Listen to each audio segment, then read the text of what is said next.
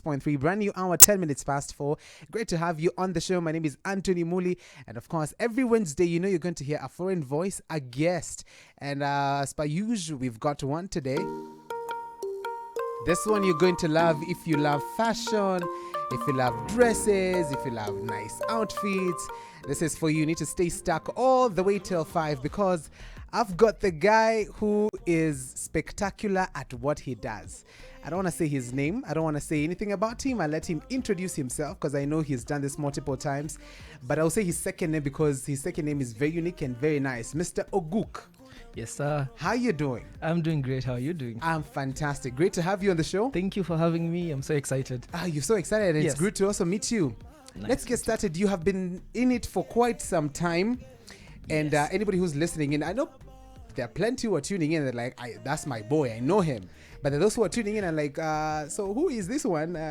Introduce yourself. Tell us, who are you? Okay. So my name is Bivan Oguk. Uh-huh. I am a creative entrepreneur. Okay. I'm also a fashion designer with a brand called Boguk. Right. So Boguk is a fashion brand that started in Kibera about 12 years ago. Yes. And so we make ready-to-wear, made-to-measure, and accessories as well. Wow. Nice. How long did have you been in this industry?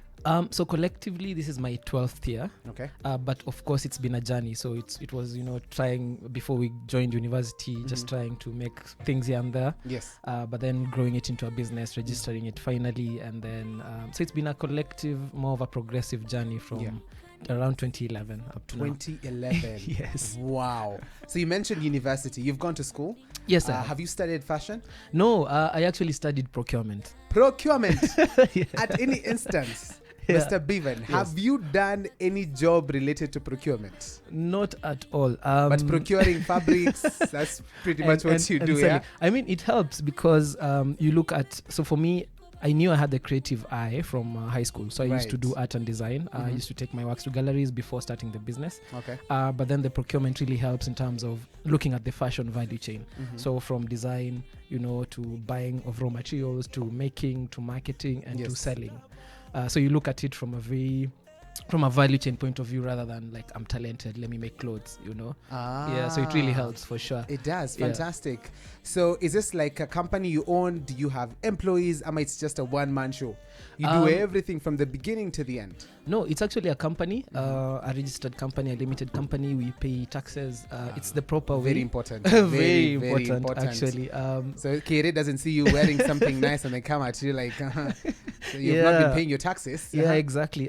So we have both employees and we also subcontract. So there's some roles in the company, obviously, like say accounting, where we only contract once in a month. Right. Yeah. Okay, so you're in uni, you're studying procurement. Is this something that was in your heart, fashion? Is this something you knew that, well, I'm doing this, but eventually I know fashion is going to be it for me?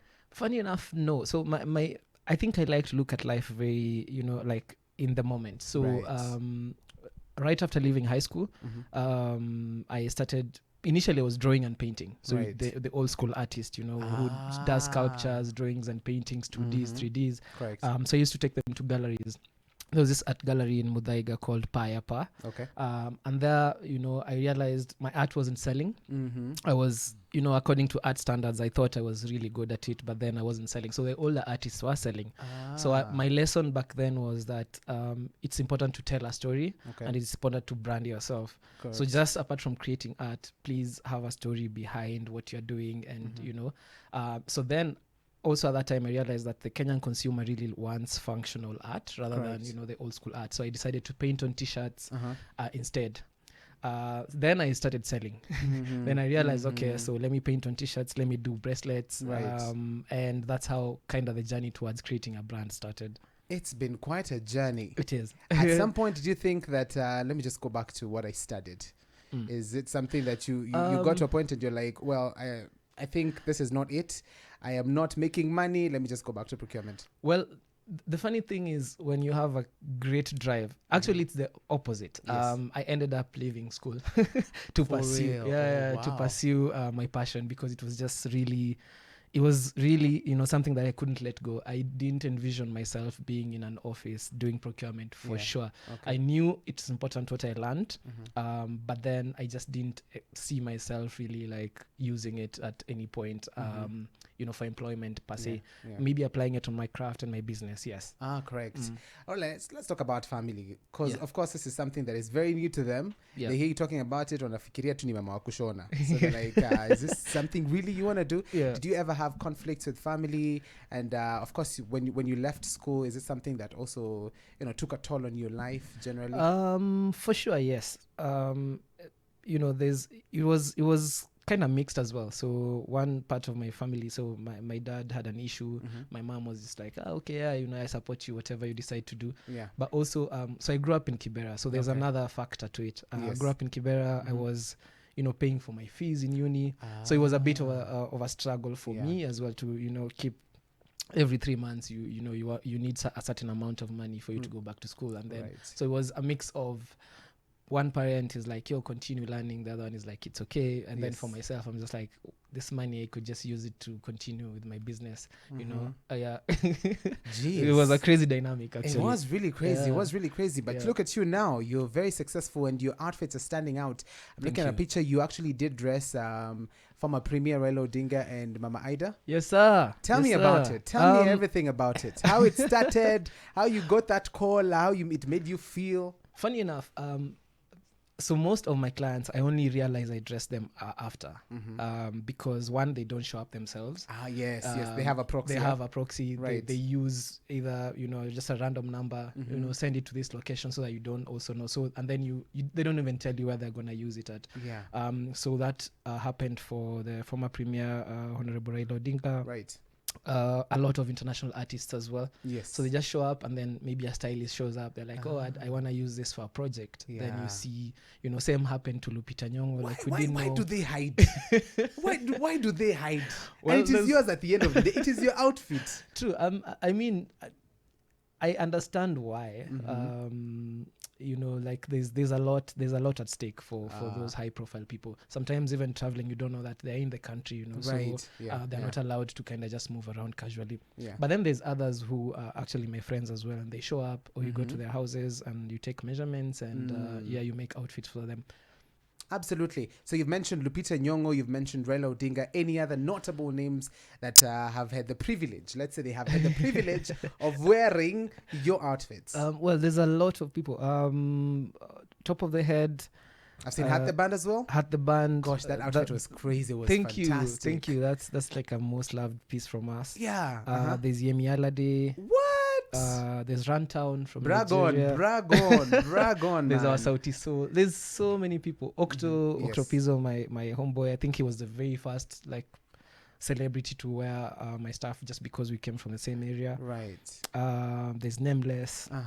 There's also political figures who I don't really sometimes want to mention as well. It's very okay if you don't. It's very okay if you don't. But you would say that your friends have been of great support. Definitely. The problem with us as Kenyans is sometimes you're like, Bavan is very expensive, man. He's very expensive. Wacha nikatafute nguo ingine elsewhere. I accuse a 5,000 as I pata at 1,000. Is this something you got? Ama you've got extremely supportive friends who've been like, I have an event going down this day and it's you who's going to dress me?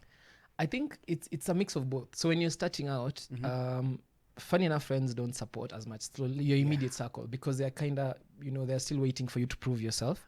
When you get to a certain level where it's like, they actually take you more seriously, or like, this is actually a brand, or they see you now being called to other bigger platforms. That's when a few come back and like, let me support. Okay. But then also, on that journey, because of course it's a 12-year journey, you lose friends that you start out with. You make really great new friends who are always supportive, who always think about you, who mentions your names on boardrooms and stuff. So it's a bit of both. But then generally what I've realized is friends come later. Like you have to prove yourself so much.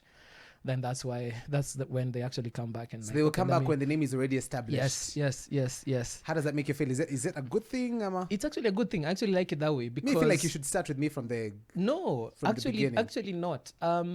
It should be that way. Yeah. But I also understand why some people, or rather it doesn't happen that way. Just because like when we are boys and we're hanging out and we go to the same areas, Yes. you know, like, and then you tell me that you want to own a G-Wagon, for example, I'll be like looking at you like, nice. Like, I support you, but then exactly, I support you, but then nice, you know. Yeah. But then when I see you now in a say a certain Audi or whatever, then I'm like, okay, you're heading there. You're heading what? there. All right, that's very interesting. I mean, we all do need a friend like Bhavan, man. The one who has faith in us like that and understands when we do the wrong things. Yeah. We'll come back and talk about where you get your fabric and also bring in an MC, a great MC. His name is Ivix. So he can tell us whether he's in his next gig is definitely going to be rocking a Boguk outfit. All right, I'm hanging out with the Bhavan, and of course, if you are a fashion lover, trust me, this is a conversation you want to be on. Also going to talk about everything matters fashion and also criticizing. This is something that has been happening on social media.